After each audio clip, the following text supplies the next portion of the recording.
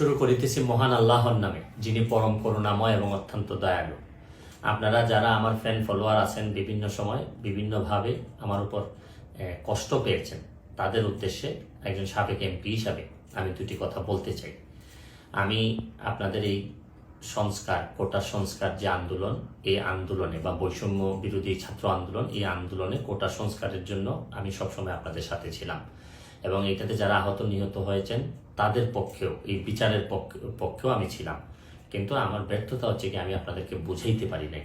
এটার জন্য আমি সম্পূর্ণ ব্যর্থ হয়েছি এবং আমি এই ব্যর্থ হওয়ার জন্য আমার যারা ফলোয়ার আছেন, যারা আমাকে নিয়ে প্রত্যাশা করেছেন, সবার কাছে আমি দুঃখ প্রকাশ করতেছি।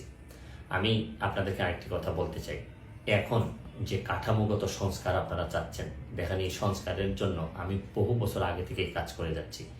আপনারা দেখেন এই দুর্নীতির বিরুদ্ধে যুদ্ধ গত 15 বছরে আপনারা যে 2-3 জন